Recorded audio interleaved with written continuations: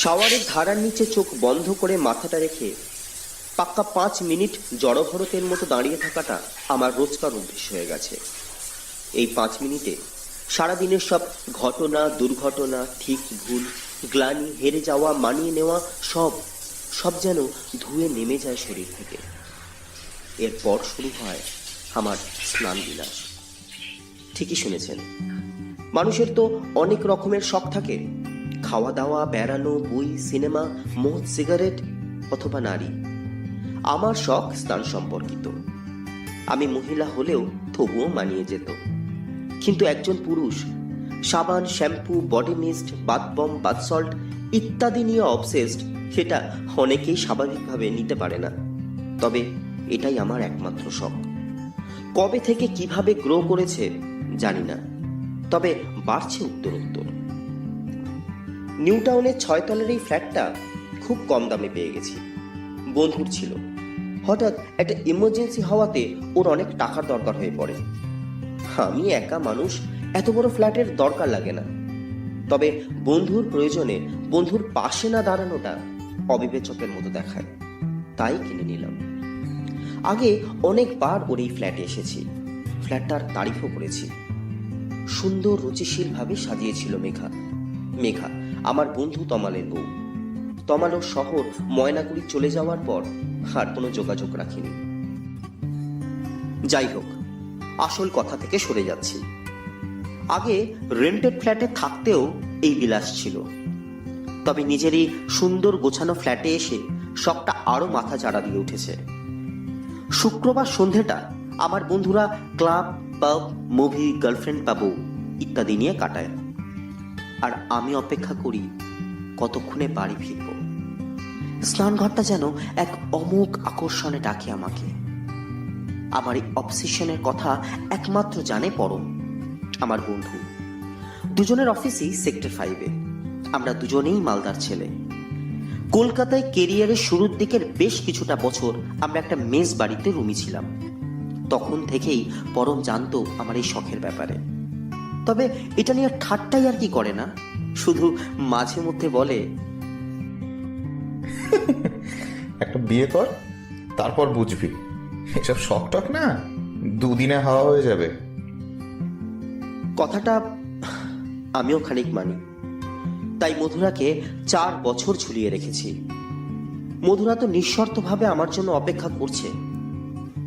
চাইলেই বিয়ে করতে পারি, কিন্তু কিন্তু কি একটা দ্বন্দ্ব যেন আমার মনে।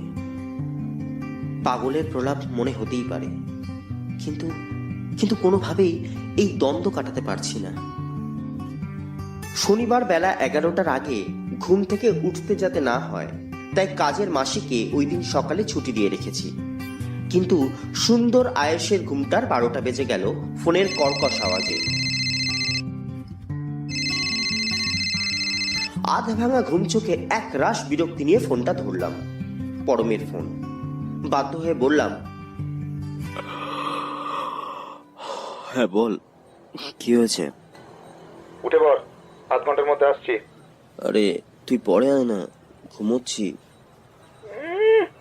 নাটক না করে উঠে পড়, আখেরে লাভ তোরই হবে। আসছি আমি। আধ ঘন্টা বললেও পরম এলো ঘন্টা খানেক পর। সব কাজ মিটিয়ে মিস্ত্রিরা চলে যাবার পর আমার আর তর সইল না। অনেক অপেক্ষার অবসান হতে চলেছে এবার।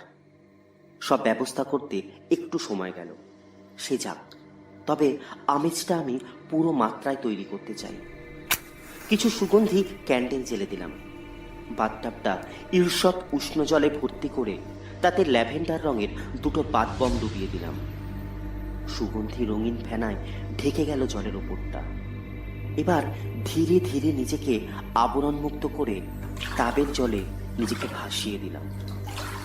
আহ, কি শান্তি! যেন দীর্ঘ বিরহ আর প্রতীক্ষার পর প্রেয়সীর কোলে মাথা রাখলাম। খুব রিল্যাক্স লাগছে। মিউজিক সিস্টেমে হালকা লয় গজল বাজছে। সুরের মূর্ছনায় আর উষ্ণ জলের আরামে কখন যে চোখ লেগে গেছিল বুঝিনি। হঠাৎ আবেশটা কেটে যায় এক অপ্রত্যাশিত স্পর্শে। ন্যাচারাল রিফ্লেক্সে সজাগ হয়ে উঠে বসি। কয়েক সেকেন্ড সময় নিই বিষয়টা বুঝতে, এটা আমার ভ্রম, নাকি আমি সজ্ঞানে অনুভব করলাম? ঠিক যেন মনে হলো কারো নরম আঙুল আমার পায়ের পাতা ছুঁয়ে গেল। নিজের মনেরই ভুল হয়তো, এই বলে নিজেকে সান্ত্বনা দিলাম। আবার চোখ বুঝলাম। এই আমেজটা আমি নষ্ট করতে চাই না। বেশ কিছুক্ষণ পর আবার সেই এক অনুভূতি, তবে এবার একটা মৃদু নয়, স্পষ্ট স্পষ্ট বুঝলাম কোন এক মেইলি আঙুল আমার গলা ঘাড় হয়ে কাঁধের উপর খেলা করে গেল। এবার আর টাবের ভেতর বসে থাকতে পারলাম না, বেরিয়ে না। বোঝার চেষ্টা করছি ঠিক কি হলো, কিন্তু মন কোনো জুৎসই উত্তর খুঁজে পেল না। তাই নিজেকে প্রবোধ দিলাম সবটাই কাঁচা ঘুমের ঘোরে দেখা স্বপ্ন ছিল। আমি তখনও জানতাম না যে ভবিষ্যৎ আমার জন্য কি অদ্ভুত মারাত্মক ছক সাজিয়ে রেখেছে। তখনও জানতাম না আমার কর্মফল, আমার অতীত, আমার অস্তিত্ব মিলেমিশে একাকার হয়ে যাবে শতাব্দী প্রাচীন বিস্তৃত প্রায় কোনো অলৌকিকের সাথে। তখনও জানতাম না নিজের জীবনের সবচেয়ে বড় অভিশাপকে আমি নিজেই শখ করে ডেকে এনেছি নিজের জীবনে।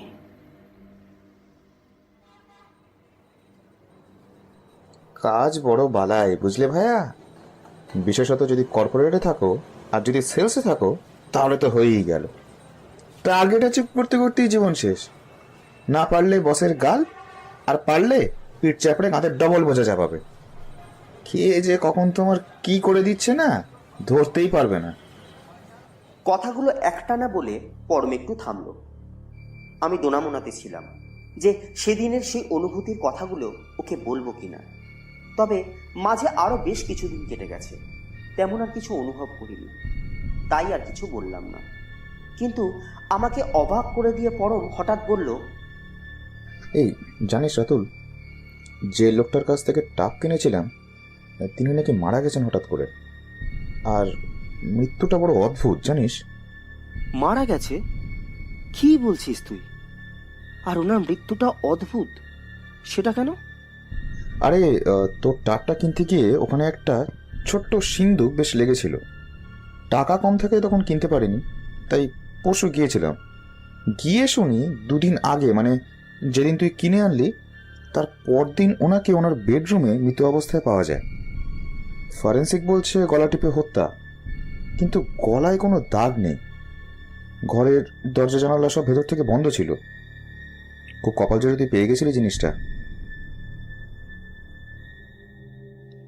কেন জানি না পরমের কথায় গাটা অজানা অনুভূতিতে শিরশির করে উঠল। সেদিন পরম চলে যাবার পর অভ্যাস মতো শুতে যাওয়ার আগে স্নানে গেলাম। এমনিতেও কাল রবিবার, তাই দেরি করে ঘুমোতে যাব। তাবে শরীরটাকে এড়িয়ে দিয়ে একটা সিগারেট ধরিয়ে নিলাম। বিভিন্ন রকম কথা ভাবতে ভাবতে স্মোকিং বানাচ্ছিলাম। হঠাৎ মনে হলো ধোঁয়াটা যেন একটা আবছায়া আকার নিচ্ছে। অস্বচ্ছ অবয়ব। বাথরুমে বেশি পাওয়ারের সাদা আলোর সাথে মৃদু রঙিন মুড লাইটেরও ব্যবস্থা আছে। রিল্যাক্স করার হলে মুড লাইটই জ্বালি, তাই অল্প আলোয় ঠিক বুঝে উঠতে পারছিলাম না। তাড়াতাড়ি উঠে বেশি পাওয়ারের আলোটা জ্বালালাম, কিন্তু কোথায় কি? কিছুই নেই। মনকে প্রবোধ দিলাম আবার। পুনরায় টাবে ফিরে গেলাম। এই কয়েকদিনেই স্নানবিলাসের এই নতুন সরঞ্জামটার প্রেমে পড়ে গেছি। কি যেন একটা টান, মনে হয় সারাদিন এখানেই বসে থাকি। এমনিতেই স্নানবিলাসী আমি, আর এটা তাতে একটা নতুন মাত্রা যোগ করেছে। চোখ বুঝে প্রতিটা মুহূর্ত উপভোগ করার চেষ্টা করছি। কিন্তু হঠাৎ, না, এবার আর কোনো ভুল নয়। স্পষ্ট, ভীষণ স্পষ্ট একটা স্পর্শ পেলাম, যেন একজোড়া নরম শীতল বাহুপাশ পিছন থেকে আমার কাঁধটা জড়িয়ে ধরেছে। আমি হাত দিয়ে সেই জড়িয়ে থাকা হাতটা ধরতে গেলাম, কিন্তু কিছুই নেই সেখানে। অথচ সেই দুটো হাতের নরম আঙুল আমার গলা ঘাড় পিঠে খেলা করছে। আমার মাথা আমাকে বলছে এক্ষুনি বাথটব থেকে উঠে পড়তে। সেটাই উচিত, সেটাই স্বাভাবিক, কিন্তু আমি পারছি না। কি এক অদ্ভুত নেশা ধরানো মুগ্ধতা আমাকে বেঁধে ফেলেছে। আমি যেন নিজের আয়ত্তেই নিজে নেই। আমার ভয় পাওয়া উচিত, পাচ্ছিও, কিন্তু পালানোর ইচ্ছেটা যেন হারিয়ে ফেলেছি। ধীরে ধীরে হাত ও আঙুলের পরিবর্তে নারীটির পূর্ণ অস্তিত্ব আমি অনুভব করতে পারছি। সে অনুভব করাচ্ছে, যদিও তাকে আমি ছুঁতে বা দেখতে পারছি না। স্পষ্ট বুঝলাম একজোড়া তুলোর মতো নরম ঠোঁট আমার কপাল গাল ছুঁয়ে যাচ্ছে। একটা স্বপ্নীল মোহে আমি ডুবে যাচ্ছি। বুদ্ধিতে এর ব্যাখ্যা নেই, তবে আমার সত্তার প্রতিটি কণা এক অদ্ভুত তুরীয় সুখে ডুবে যাচ্ছে।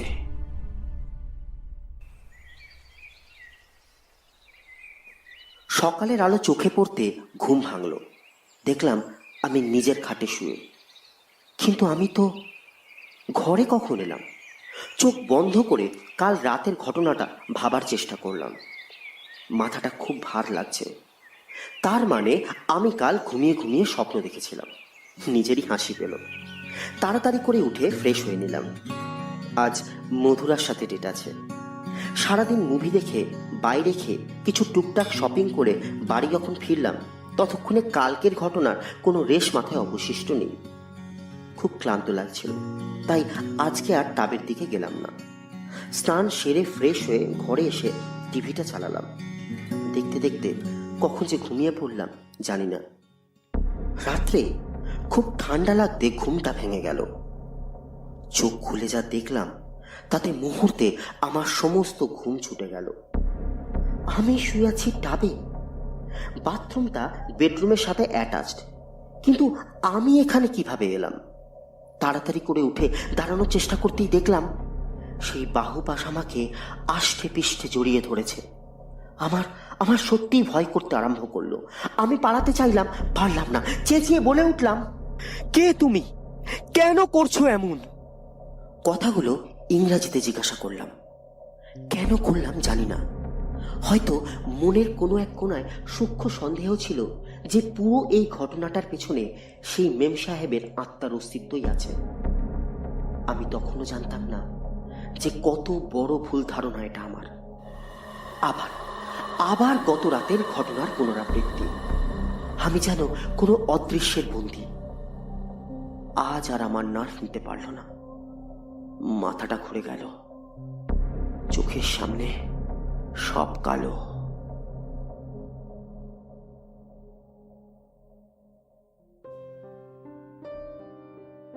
পরের দিন সকালে জ্ঞান ফিরল। নিজেকে পেলাম ঘরে। সভয়ে খোলা দরজা দিয়ে বাথরুমের টাপটার দিকে তাকালাম। কি হচ্ছে আমার সাথে? আমি কি পাগল হয়ে যাচ্ছি, নাকি সবটাই ভ্রম? অফিসে কাজের ফাঁকেও মাঝে মধ্যে অন্যমনস্ক হয়ে যাচ্ছিলাম। একবার মনে হলো পরমকে সবটা জানাই। তারপর মনে হলো ও হয়তো হাসবে, ঠাট্টা করবে, তাতে বিষয়টার পেছনের আসল রহস্যটাই অধরাই থেকে যাবে। ঠিক করলাম আরো কয়েকদিন দেখব, দেখি না কি হয়। সেদিন বাড়ি ফিরলাম অনেক দেরি করে। এই প্রথম আমার স্নান বিলাসে ভাটা পড়ল। মাথায় একটু জল ঢেলে কাক স্নান করে বেরিয়ে এলাম। তাপটার দিকে তাকাতেই অস্বস্তি হচ্ছিল। বাথরুমের দরজাটা বন্ধ করে আগে একটা ভারী চেয়ার বাথরুমের দরজার সামনে রেখে দিলাম। রাতে প্রয়োজন হলে অন্য বাথরুম যাওয়া যাবে। কিন্তু সে রাতেও নিজেকে আবিষ্কার করলাম বাথটাবে, আর সেই অদৃশ্য প্রেয়সী স্পর্শ। পরদিন আবার নিজেকে বিছানায় পেলাম, কিন্তু দরজা বন্ধ, আর সামনে চেয়ার যেমন ছিল তেমনি আছে। মনে খানিক শান্তি পেলাম যে আমি স্বপ্নই দেখেছি। একটু হালকা মাথায় অফিস গেলাম। সেদিন রাতে অন্য ঘরে ঘুমোতে গেলাম। আসলে কাল বুঝেছি সবটাই ছিল স্বপ্ন, আর আজ সেটাই আর একবার ঝালিয়ে নিতে চাইছি। ঘটনাটা আমাকে ভেতর ভেতর অনেকটাই নাড়িয়ে দিয়েছে, সেটা আমি ভালোই বুঝতে পারছি। ঘুমিয়ে পড়লাম অন্য বেডরুমে। আজ আমি আমার ঘরের দিকে যাইও নি। রুমের দরজাটাও লক করে রেখেছি। মন অনেক নিশ্চিন্ত। এক ঘুমে রাত কাবার। কিন্তু সকালে চোখ খুলে যা দেখলাম তাতে আমার ধারণা, বিশ্বাস, জ্ঞান, বুদ্ধি সব গুলিয়ে গেল। আমি শুয়ে আছি আবার বাথটাবের মধ্যে। আমি এবার 100% নিশ্চিত যে ওই টাপটা ভৌতিক, আর ওটা আর কেউ নয়, সেই মেম সাহেবের আত্মা, যার জন্য তার ধনী স্বামী সুদূর ইতালি থেকে আনিয়েছিলেন। সে হয়তো শতাব্দীর ওপার থেকে ফিরে এসেছে এই টাপটার মোহে। মুহূর্তে আমার যুক্তিবাদী মন বিদ্রোহী হয়ে ওঠে। এসব হতে পারে না। আমার জীবনে ভয় নামক বস্তুটা কোনো দিনই নেই। তবে এবার আমার ভয় করছে। মনে হচ্ছে ইমিডিয়েট একটা স্টেপ নেওয়া দরকার, কিন্তু আমি সেটা কিছুতেই করতে পারছি না। কে বা কি যেন আটকাচ্ছে। কি করব কিচ্ছু বুঝতে পারছি না। অবশেষে সে অদৃশ্য বাঁধনকে এড়িয়ে অতি কষ্টে পরমকে ফোন করে সংক্ষেপে বললাম সবটা। প্রথমে ঠাট্টা করলেও পরেও বলল,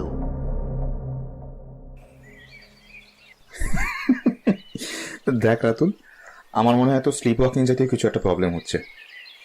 আর মহিলার স্পর্শ, সেটা কি বলবি? বুড়ো বয়স পর্যন্ত একা থাকার ফল। মধুরাকে এবার বিয়েটা সেরেই ফেল। পরম প্লিজ, মজার মুডে নেই আমি। আরে না রে, সত্যি বলছি। Spend some quality time with her, you know what I mean. তাতে করে তোর স্লিপ ওয়াকিং এর বিষয়টা ক্লিয়ার হয়ে যাবে, আর বাকিটা বুঝে নে। মধুরা খুব সাদামাটা মেয়ে, অন্ধের মতো বিশ্বাস করে আমাকে। বিনা শর্তে গত 4 বছর অপেক্ষা করেছে আমার জন্য। ওকে ফোন করে বললাম আমার খুব জ্বর, ও যদি একটু আসে। ছোট্ট মিথ্যাতে কাজ হলো। সারাদিন ভালোই কাটলো ওর সাথে। রাতে ওকে থেকে যেতে বললাম, থেকেও গেল। আগেও ও আমার ফ্ল্যাটে অনেকবারই থেকেছে, যদিও ওকে বাথটাবের রহস্যটা এখনো বলিনি। আমার গলা জড়িয়ে ও ঘুমিয়ে পড়েছে। আমারও শান্তি লাগছে।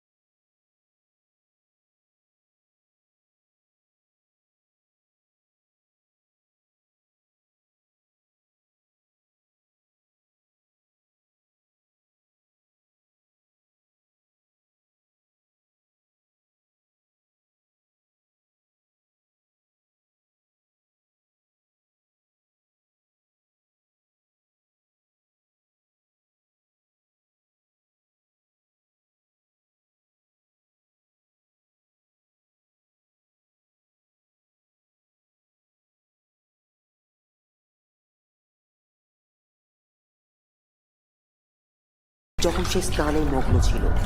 রূপোর ছোড়াটা আমূল বসিয়ে দেয় তার বুকে। মুহূর্তে সব শেষ। ডাবের জলটা টুকটুকে লাল, তার মধ্যে সাদা পদ্মের মতো ভেসে আছে সেই অপরূপার মুখটুকু।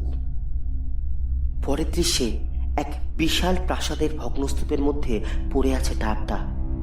চারিদিকে লতা গুল্ম জন্মিয়ে গেছে। বাড়িটার অল্প কিছু অবশিষ্ট অংশ দাঁড়িয়ে আছে। পুরো বাড়ি, কিন্তু ডাবটার কোনো পরিবর্তন নেই। বাড়ি ঘর বা মানুষগুলো যেন কত শত বছর আগের গল্পের চরিত্র। তাদের পোশাক, পারিপার্শ্বিক সব আলাদা। আমার মাথাটা আর কাজ করছে না। কি দেখছি, কেন দেখছি, কিচ্ছু বুঝতে পারছি না। বোধহয় এবার জ্ঞান হারালাম। চোখ খুলে দেখলাম মধুরা হাসি মুখে আমার মুখের ওপর ঝুঁকে আছে, আমাকে ডেকে তুলছে। ওঠা মাত্র হাতে চায়ের কাপ ধরিয়ে দিল। দেখলাম স্নান করে ও পুরো রেডি। বলল, আচ্ছা, ব্রেকফাস্ট বানানো আছে বুঝলে, খেয়ে নিও। তবে আমাকে একটু বেরিয়ে যেতে হবে, ফোন করে নেব, ঠিক আছে? টাটা। আমি কাল রাতের ঘটনাগুলো অনেক মনে করার চেষ্টা করছিলাম। সব কি স্বপ্ন? মধুরা স্বাভাবিক ব্যবহার বলে দিচ্ছে যে কাল রাতে ও কোনো অদ্ভুত কিছু উপলব্ধি করেনি। না, আর পারা যাচ্ছে না। আমাকে জানতেই হবে কি হচ্ছে। উপায় একটাই, পরম। এবার পরমকে ফোন করলাম। হ্যালো পরম, বলছি আজ তুই একটু আসতে পারবি ভাই? হঠাৎ কি হয়েছে? সব বলবো, তুই ছুটি নিয়ে একটু তাড়াতাড়ি চলে আয় না। পরমকে সব ঘটনা প্রথম থেকে বললাম। ও মন দিয়ে শুনল। আগেই বলেছি আমরা মালদার ছেলে, আমাদের এখানে পরিবার থাকে না, তাই ভরসা দুজন দুজনেরই। তবে সামনে পরমের বিয়ে। মালদাতে ওদের বিরাট বড় পরিবার, অনেক ঠাকুর বাড়ি বলে। রাধানাথ জিউয়ের একটা মন্দির আছে, নিত্য পুজো হয় সেখানে। মুখে না মানলেও পরম ঈশ্বর এবং ভূত সম্পর্কিত সব কিছুতে বিশ্বাস রাখে। ও বলল, ডাবের সাথে ওই মেম সাহেবের আত্মা যুক্ত, মানে এটাই বলতে চাইছিস তো? হ্যাঁ, তবে তবে কাল যে স্বপ্নটা দেখেছি না রে, তাতে পারিপার্শ্বিক বা পোশাক ইত্যাদি কোনো কিছুই ব্রিটিশ ঘরানা ছিল না রে। তাহলে? It was more like what to say, kind of medieval period, মধ্যযুগীয়। কি? আচ্ছা শোন, এভাবে বাড়ি বসে তো কিছু হবে না। চল এই লোকটার কাছে যাই, মানে যার কাছ থেকে কিনেছিলাম, ওখানে গিয়ে খোঁজ করি। কিন্তু উনি তো মারা গেছেন। আরে জানি, তবে আশেপাশের থেকেও তো খবর পাওয়া যেতে পারে। আমরা তৈরি হয়ে বেরিয়ে পড়লাম।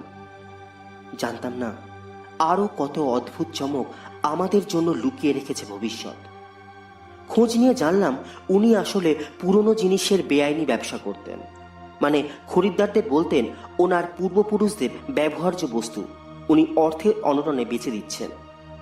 আসলে যেটা সম্পূর্ণ ছিল অসত্য। আমাদেরও তেমনটাই বলেছিলেন। অনেক আশা নিয়ে গেছিলাম, কিন্তু বিফল মনোরথে ফিরতে হচ্ছে এবার।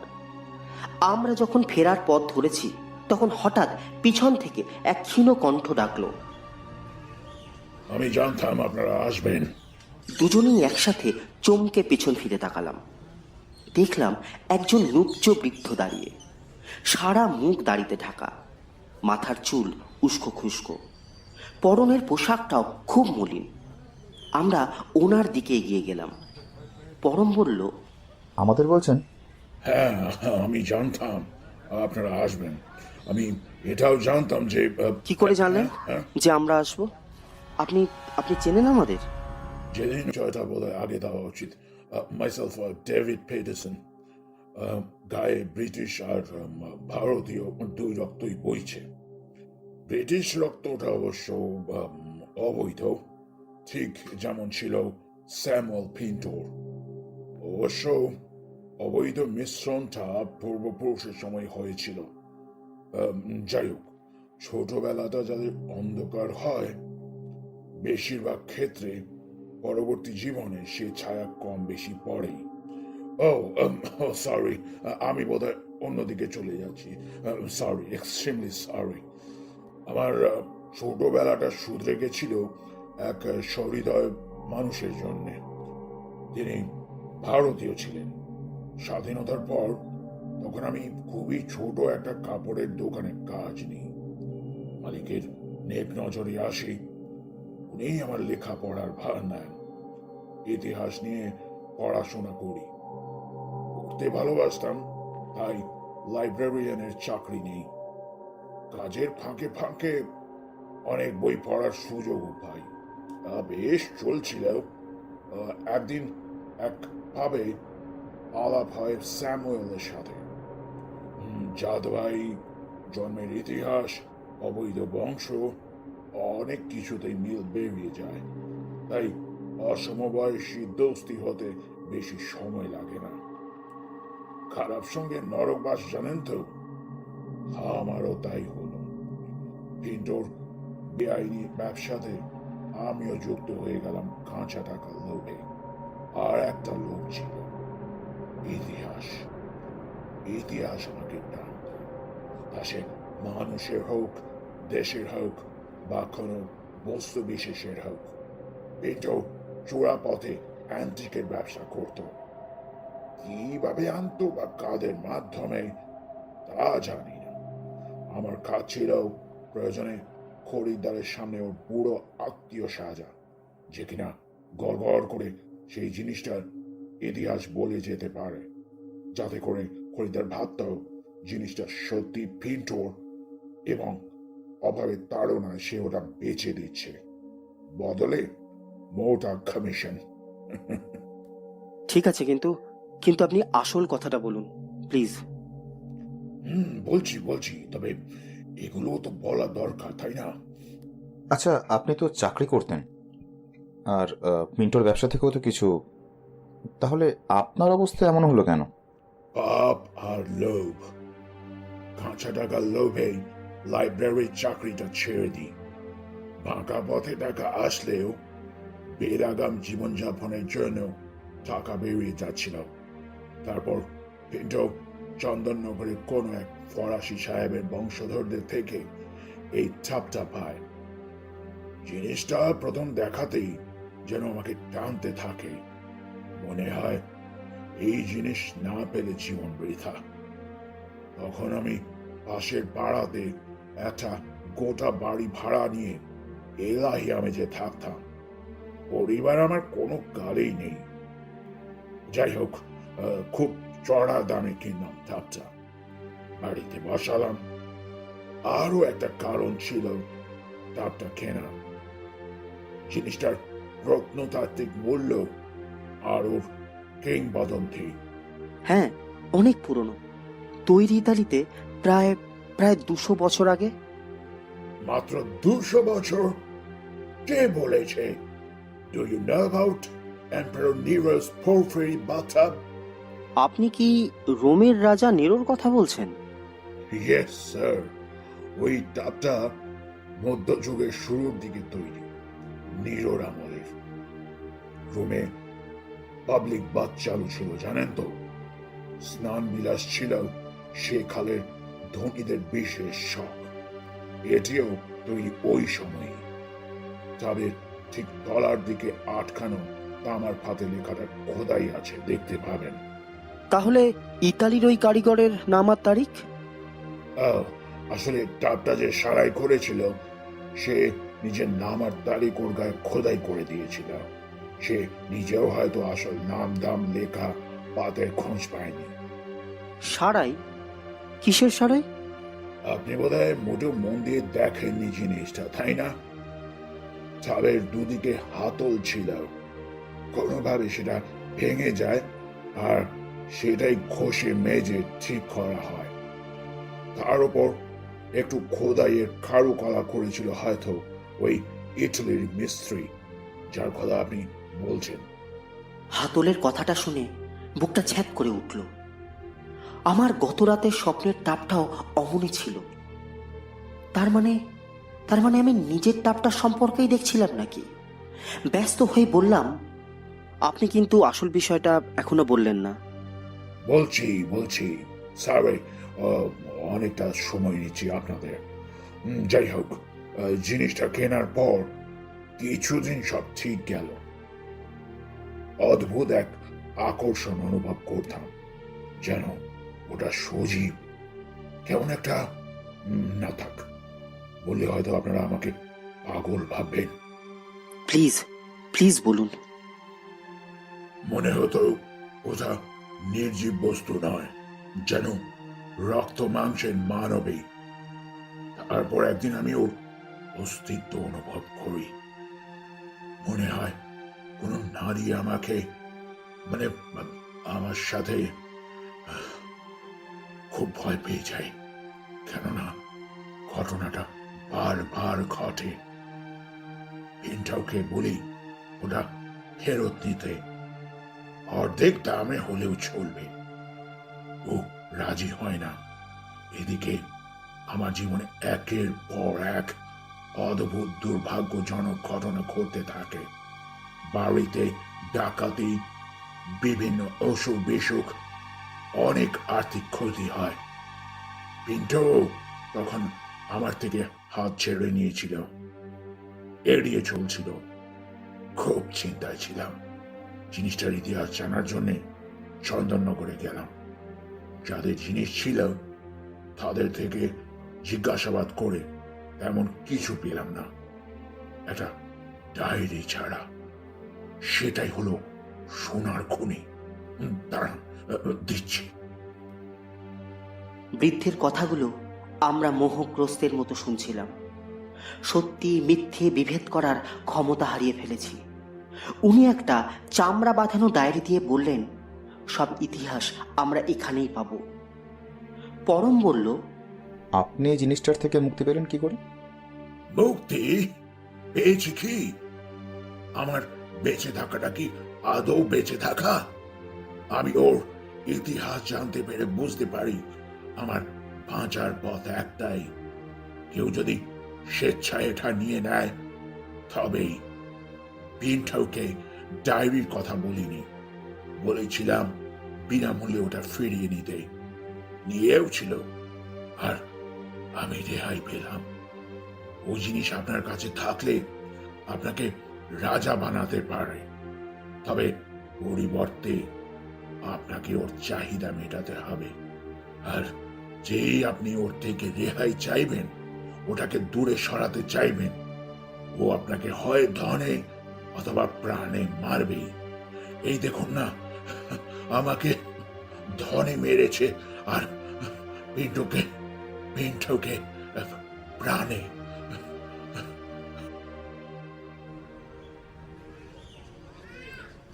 বৃদ্ধ ডেভিড পিটারসন একটু হাঁপিয়ে গেছিল একটানা এতগুলো কথা বলে। একটু দম নিয়ে উনি আবার বলতে শুরু করলেন,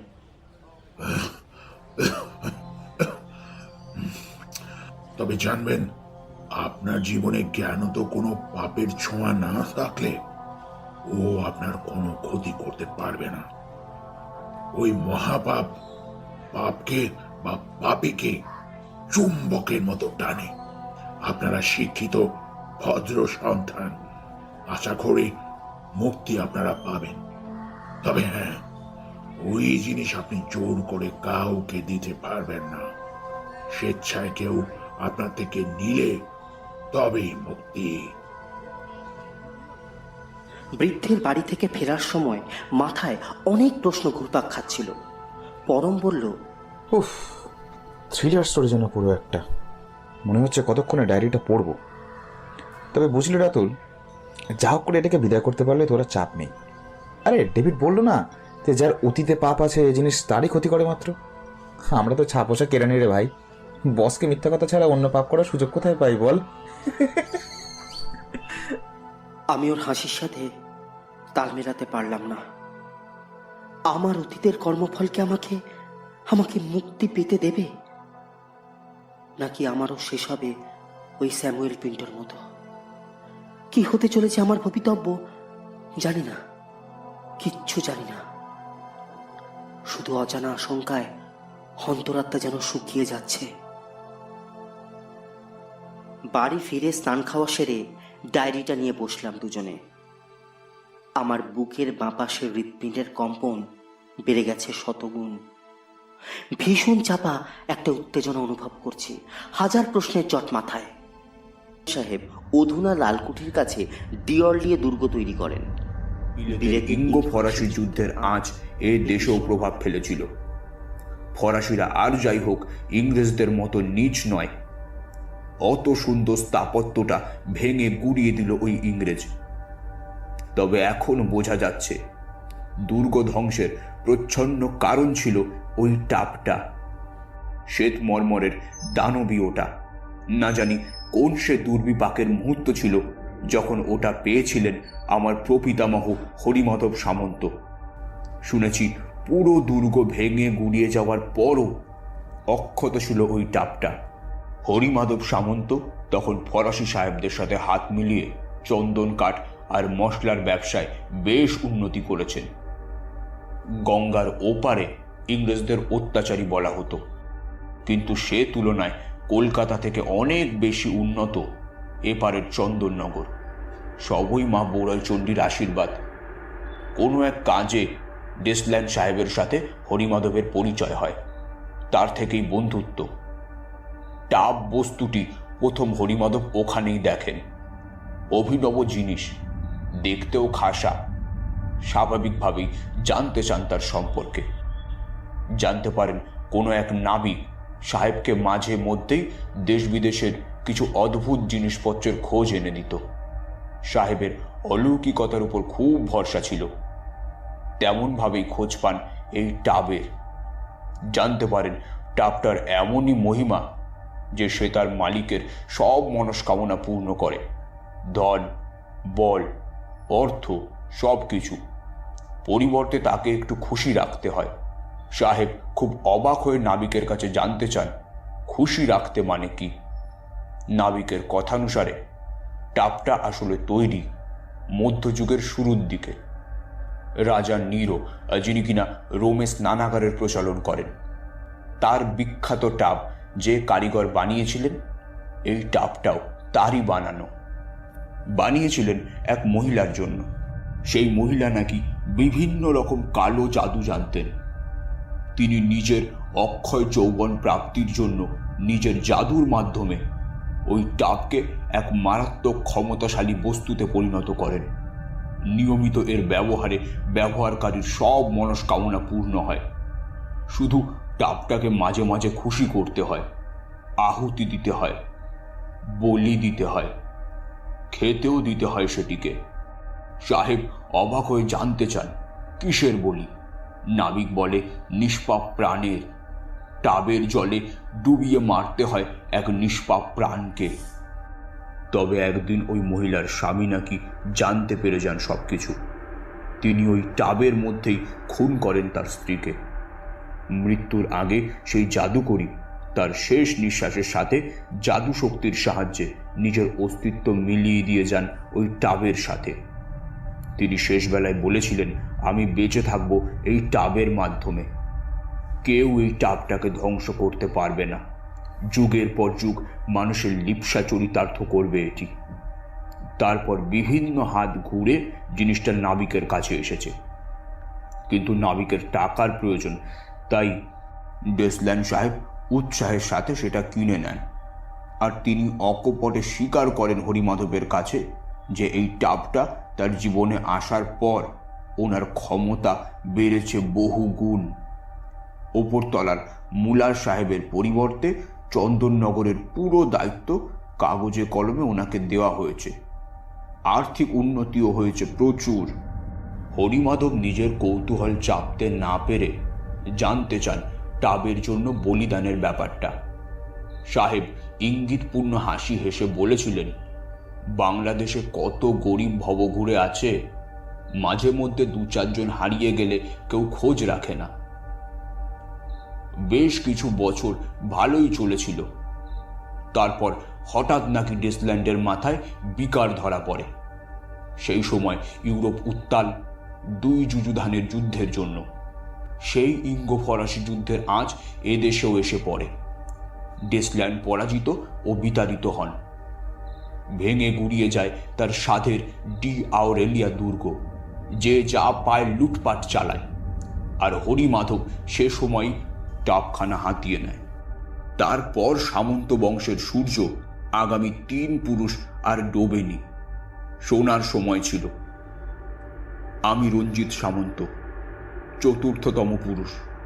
পুরুষানুক্রমে ভূজ্য মঞ্চের মতো এই টাবের ক্ষমতার গোপনীয়তা আমরা রক্ষা করে এসেছি, বলি দিয়েছি। কিন্তু আমি আর পারছি না। এত পাপের ভার বয়ে চলা যায় না। টাপটা প্রথম কল্পতরুর মতো সব চাহিদা পূরণ করে, কিন্তু একটা সময়ের পর থেকে ওই দানবী মানসিকভাবে বশ করে ফেলে তার মালিককে। ওর খিদে বাড়তেই থাকে। মালিকের উপর মালিকানা তখন ওর। প্রতি রাতে যেন জেগে ওঠে ওর বিভৎস সে রূপ। খিদে খিদে, উফ, কি অসহ্য তার খিদে। এখনো থাবা বসাচ্ছে আমার পরিবারের উপর। আমার নয়নমণি, আমার সোনা মাকেও খেয়েছে। আমার পাপ, সব দোষ আমার। তবে কাউকে বলতে পারছি না। আমি জানি না কি করে এর থেকে রেহাই পাব। তবে বংশানুক্রমে যে পাপ করেছি তার ফল তো ভোগ করতেই হবে। সেই কোন যুগ থেকে কত শত বলি নিয়েছে এই পিশাচিনী। তাদের আত্মা এই টাপকে অভিশাপে কালিমা লিপ্ত করে তুলেছে। অনেকবার ভাঙার চেষ্টা করেছি, ফেলার চেষ্টাও করেছি, কিন্তু কিছুই হয়নি ওর। হয়তো আমার মৃত্যুতে এর পরিসমাপ্তি। ভবিষ্যতে যাতে ডেসল্যান্ড, হরিমাধব সামন্ত অথবা আমার মতো ভুল কেউ না করে, যাতে এই শ্বেত মর্মরের ফাঁদে কেউ না পড়ে, তাই আমি এই ডায়েরিখানা লিখে রেখে যাচ্ছি। আজ আমি নিজেকে শেষ করে দেব এই লেখা শেষ হলেই। পরমপিতা পারলে আমাকে ক্ষমা করবেন। ডায়েরিটা পড়া শেষ করে আমি আর পরম খানিকক্ষণ নির্বাক হয়ে বসে থাকলাম। একটা অভিশপ্ত ইতিহাস, যার শুরু সেই মধ্যযুগীয় রোমান সাম্রাজ্যের সময়। কালের প্রবাহের সাথে অজস্র প্রাণের বলি নিয়ে সে হাত বদলেছে বারবার। ফরাসি, ইংরেজ হয়ে আজ আমার হাতে। ও নিজের মালিক নিজেই খুঁজে নেয়। পাপ যে পাপকে টানে চুম্বকের মতো। ও মালিককে ফাঁসায় লোভ দেখিয়ে। আর প্রতিটা বলিদানের সঙ্গে বেড়েছে তার কালো শক্তি। এও কি সত্যি? এও কি সম্ভব? পরমের কথায় চমক ভাঙল। কেসটা তাহলে দাঁড়ালো যে রাজা নিরোর আমলে টাপটা তৈরি। এক জাদুকরি মরার সময় তার পাওয়ার ওটাকে দিল। তারপর বহু হাত ঘুরে এলো ডেসল্যান্ড সাহেবের কাছে। তারপর হরিমাধব সামন্ত, তারপর তার 4th জেনারেশন রণজিৎ সামন্ত, তারপর চোরাকার পরে স্যামুয়েল পিন্টো, তার থেকে তুই, তাই তো? তাই তো দেখছি। চাপ নিস না বস, ও তোর কোনো ক্ষতি করতে পারবে না। কালই লোক ডেকে মালটাকে ধাপার মাঠে ফেলে আসবো আমরা। আরে ও পাপ আর পাপের দিকে আকৃষ্ট হয়। তোর জীবনে কোনো পাপ নেই, সো তুই মুক্ত। আর এর কতটা গল্প আর কতটা সত্যি তাই বা কে জানে। পরমের কথাগুলো শুধু শুনলাম, কিছু বলতে পারলাম না। আমার চিন্তা, ধ্যান, ধারণা সব ঘেটে গেছে। পরম কাঁধে চাপড় মেরে বলল, চিল মার ভাই, নো চিন্তা, কালে ওটার ব্যবস্থা করবো। আজ আসলাম রে, টাটা। পরম চলে যাওয়ার পর বেশ কিছুক্ষণ গুম হয়ে বসে রইলাম। আমার চিন্তা করার ক্ষমতাও বোধহয় লোপ পেয়েছে। ডায়েরিটা পড়ে আমি অন্তত কোনো সমাধান পাইনি। তবে এটুকু বুঝেছি, আমার মুক্তি নেই। বুড়ো ডেভিড, ডায়েরির লেখক রণজিৎ সামন্ত একটা কথা বারবার বলেছে, পাপ, পাপকে আর পাপীকে টানে। আমি তো বুঝতে পারছি আমায় কেন টানছে। আমি তো বলতে পারছি না। আমি জানতাম না আমি এভাবে আমার সাজা পাব। খেয়াল করিনি কখন সন্ধ্যা পেরিয়ে রাত নেমেছে, সারা বাড়ি অন্ধকার। উঠে গিয়ে আলো জ্বালার ইচ্ছেটুকুও যেন নেই। মনে হচ্ছে আমি আমার সব মানসিক ও শারীরিক শক্তি হারিয়ে ফেলছি। হঠাৎ বাথরুমের দরজার অল্প ফাঁক দিয়ে একটা হালকা নীল রঙের আলো বেরিয়ে আসতে দেখলাম। আমি সম্মোহিতর মতো সেদিকে এগিয়ে গেলাম। কি অপূর্ব সুরের মূর্ছনা ভেসে আসছে। চেনা গান, চেনা সুর, শুধু মনে পড়ছে না কোথায় বা কবে শুনেছি। আমি পায়ে পায়ে এগিয়ে চলেছি টাপটার দিকে। অন্ধকারেও টাপটা যেন স্বয়ং প্রভু হয়ে জ্বলছে, যেন হালকা নীলচে আলো বেরোচ্ছে ওটার থেকে, যেন মূর্তিমান বিষের পেয়ালা। হঠাৎ দেখলাম সেই নীলচে আলোটা অবয়ব নিচ্ছে এক অপূর্ব নারী মূর্তির। সেই নারী মূর্তি যাকে ছুরি দিয়ে খুন করেছিল ওই টাবের ভিতরে থাকা তার স্বামী। সেই মোহময়ী মূর্তিটা হাতছানি দিয়ে ইশারায় ডাকছে আমাকে তার দিকে। মুহূর্তের মধ্যে নিজেকে সংযত করে ফেলি। আমি পিছিয়ে আসতে চেষ্টা করি, কিন্তু পারলাম না। অনুভব করলাম আমার পা দুটো কেউ চেপে ধরে রেখেছে। সেই মোহময়ী মূর্তিটা ধীরে ধীরে আমার একদম মুখের কাছে চলে এসেছে।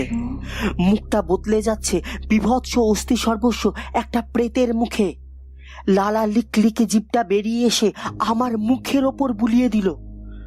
আমার সারা শরীর শিহরিত হয়ে উঠল ঘেন্নায়। ও বোধহয় আমার মনের ভাব বুঝে গেছে যে আমি কোনো মতেই ওর জন্য বলির যোগান দেব না। তাই কি আমাকে শেষ করে দিতে চায়? আচমকা মুখটা গেল বদলে। আমি চমকে উঠে পিছিয়ে যেতে গিয়ে টাবের মধ্যে পড়ে গেলাম। আচমকা জলের কলটা খুলে গিয়ে জল ভরে যেতে থাকলো টাবে। সামনের মুখটা এখন আমার মুখের সামনে ঝুঁকে। মুখটা আমি চিনি। ও মেঘা, তমালের বউ মেঘা। কিন্তু কিন্তু এটা কি করে সম্ভব? আমি তো ওকে নিজের হাতেই... না না না না, এ সম্ভব নয়, এ অসম্ভব, এ অসম্ভব। মেঘা চিরকালই প্রচ্ছন্নে ভালোবাসতো আমাকে। ও তমালের মতো গোবেচারা নির্জীব ছেলের সঙ্গে থাকতে চায়নি। তাই প্ল্যানটা ওরই বানানো। নিজে হাতে ও তমালের প্রজেক্টের ফাইলটা আমার হাতে তুলে দিয়েছিল, আর তার সাহায্যে আমি তমালকে চিটার প্রমাণ করতে পেরেছিলাম অফিসে। আর তার সাথে একটা বিরাট অ্যামাউন্ট সরিয়ে দিয়েছিলাম, সেটাও তমালের নামে। মানে ওর কফিনের শেষ পেরেকটা ভালো করেই পুঁতে দিয়েছিলাম। আর তাই তো সেই টাকা রিফান্ড করার জন্য ফ্ল্যাটটা আমাকে অনেক কম দামে বেচে দেয়। আর আমিও। এসব তো মেঘাই চেয়েছিল। দোষ ওর। ও আমাকে পাপের পথে এগিয়ে দিয়েছিল। আমি আর পারছি না। পরম তুই কোথায়? পরম আমায় বাঁচা, পরম আমায় বাঁচা। আমি বাঁচতে চাই পরম, আমি বাঁচতে চাই পরম, বাঁচা আমায়। জল আমার নাক ডেকে দিয়েছে। আমি দম নিতে পারছি না। টাবের ওপরটা যেন কাঁচে ঢাকা। আমি মেঘার জ্বলন্ত চোখ দেখতে পারছি। আমি উঠে বসতে পারছি না। ফুসফুসটা আমার ফেটে বেরিয়ে যাচ্ছে একটু বাতাসের জন্য। মেঘার মুখ আবার সেই প্রেতের মতো হয়ে যাচ্ছে। একটু হাওয়ার জন্য আমি মরে যাচ্ছি। মনে পড়ছে তমাল ময়না করে চলে যাবার পর মেঘাকে আমি ব্ল্যাকমেল করতে, তাই আমি ওকে পুরীতে নিয়ে গিয়ে সমুদ্রের জলে ওকে ডুবিয়ে মেরেছিলাম। Perfect crime. সেদিন জানতাম না শতাব্দীর প্রাচীন অভিশাপ আমার পাপের টানে আমার জীবনে এসে জড়িয়ে যাবে। আমি জানি এটাই শেষ। আমার রগের দুপাশ চেপে ধরেছে কেউ। আমার বুকের দুপাশটা বাতাসের জন্য ছটফট করছে।